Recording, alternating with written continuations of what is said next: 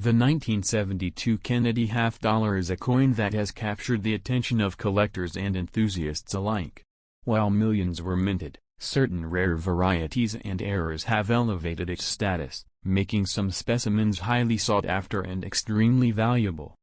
One of the most intriguing aspects of the 1972 Kennedy half dollar is the NIFC variety. On the reverse side of the coin, just to the right of the eagle's tail feathers, the initials FG represent the designer, Frank Gasparro. However, in some 1972 Denver minted coins, these initials are absent due to over-polished dies. This omission has led to the NIFC designation, making these coins particularly desirable among collectors. The absence of the FG initials might seem like a minor detail, but it significantly impacts the coin's value. Collectors prize anomalies that result from minting errors, especially when they are as visible as the missing initials on the 1972 Kennedy half dollar. This variety stands out as one of the most notable errors in the Kennedy half dollar series. In terms of valuation, the 1972 NIFC Kennedy half dollar commands impressive prices, especially in higher grades. For instance, a specimen graded MS-63 by a reputable grading service sold for approximately $2,485 at auction. This price reflects the coin's rarity and the demand among collectors for such unique pieces. While the NIFC variety is the most renowned, other factors can influence the value of a 1972 Kennedy half dollar. Coins with exceptional luster, minimal contact marks, and sharp details are graded higher and, consequently, are more valuable. The grading scale ranges from 1 to 70, with mint state, MS, coins graded 60 and above.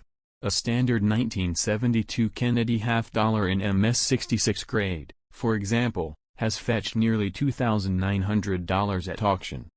The composition of the 1972 Kennedy half dollar also plays a role in its collectability. Unlike the 1964 version, which was struck in 90% silver, the 1972 edition is composed of a copper nickel clad, with 75% copper and 25% nickel over a pure copper center. This change in composition was due to the rising cost of silver and the need for more economical coinage materials. Beyond the NIFC variety, collectors also seek out other errors and anomalies in the 1972 Kennedy half dollar series. Die clashes, off-center strikes, and double dies are among the errors that can increase a coin's value. For instance, a 1972 Kennedy half dollar with a die clash error, where the designs from the obverse and reverse dies are impressed onto each other, can be worth significantly more than its face value. The allure of the 1972 Kennedy half dollar isn't solely based on its errors. The coin serves as a poignant reminder of President John F. Kennedy's legacy. Introduced shortly after his assassination in 1963, the Kennedy half dollar was met with widespread public enthusiasm, symbolizing the nation's respect and admiration for the late president. For those interested in collecting the 1972 Kennedy half dollar, it's essential to be vigilant about counterfeit or altered coins. The popularity of the NIFC variety has led some unscrupulous individuals to modify standard coins to appear as though they lack the initials. Authenticating coins through reputable grading services ensures their legitimacy and helps maintain the integrity of one's collection. In the realm of numismatics, the thrill often lies in the hunt. Many collectors have stories of discovering rare coins in the most unexpected places. Some have found the elusive 1972 NIFC Kennedy half dollar in rolls obtained from banks or even in loose change, underscoring the idea that treasures can still be found in everyday transactions. The market for Kennedy half dollars remains robust, with collectors continually seeking high-quality specimens. While the 1972 NIFC variety stands out, even standard 1972 Kennedy half dollars in superb condition can command impressive prices. This enduring interest speaks to the coin's historical significance and the fascination it holds for numismatists. For those new to coin collecting, the 1972 Kennedy half dollar offers an accessible entry point. Its rich history, combined with the potential to discover valuable varieties, makes it an appealing choice. Resources abound for budding collectors, from online forums and guides to local coin clubs where enthusiasts share knowledge and experiences. The 1972 Kennedy half-dollar exemplifies how a combination of historical context, minting anomalies, and collector interest can elevate a coin's status and value. Whether you're a seasoned numismatist or a curious newcomer, the story of this coin serves as a testament to the enduring allure of coin collecting. Every so often, a single coin from a massive mintage manages to stand out in the most extraordinary way. That's exactly the story of the 1972 Kennedy half-dollar. While hundreds of millions were struck, it's the subtle variations and rare minting errors, like the NIFC, that elevate this coin from common to legendary. And the excitement it generates today is just as strong as when the series began nearly 6 decades ago. Collectors often underestimate just how rare a pristine 1972 Kennedy half-dollar with a strong strike and full luster really is. Coins from this era were not always carefully handled by the mint. Many were struck with worn dies, loaded into bags with minimal care, and banged around in transit before reaching circulation.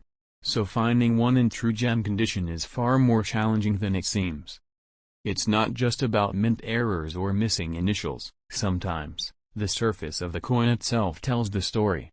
Toning, the result of how a coin's metal reacts with air over time, can create spectacular rainbow effects or deep, rich coloration. Some 1972 half-dollars with eye-catching toning have brought jaw-dropping premiums at auction. For many collectors, unique toning is just as desirable as a rare variety. Now let's talk about that one very special 1972 Kennedy half-dollar that stunned the numismatic community when it sold privately for a record-breaking $190,000. What made it so valuable? Not just rarity or condition, but a perfect storm of features: flawless preservation, dramatic luster, a known and coveted variety, and provenance from one of the most respected collections in the world. That sale lit a fire in the community, because if one exists, more could be out there. One often overlooked area of collecting is mint sets and proof sets. While the 1972 Kennedy half-dollar wasn't struck in silver for circulation, the San Francisco Mint did produce 40% silver versions in special collector sets. These coins are easy to miss and often dismissed, but they contain silver and can be quite valuable, especially in high-grade deep cameo condition. Among seasoned collectors, one of the most fun challenges is cherry picking, a term that refers to finding rare varieties hidden among common coins, often unnoticed by sellers. There are stories of people finding 1972 NIFC Kennedy half-dollars in dealer bins labeled junk silver or in unsearched rolls bought online. It's like hunting for treasure, and every successful find is a small triumph.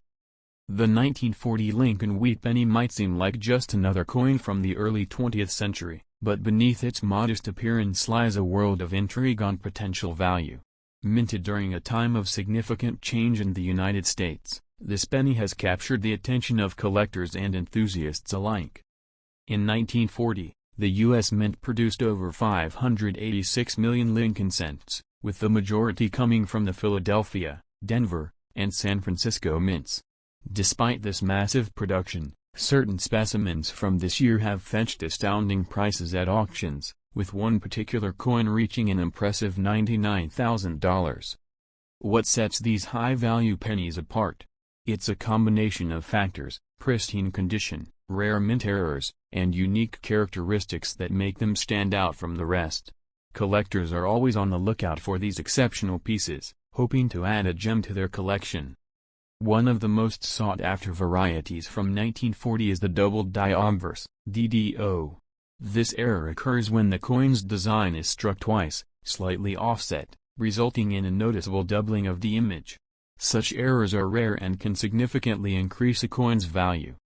Another intriguing aspect of the 1940 penny is the presence of repunched mint marks, RPMs. These occur when the mint mark is stamped more than once in slightly different positions.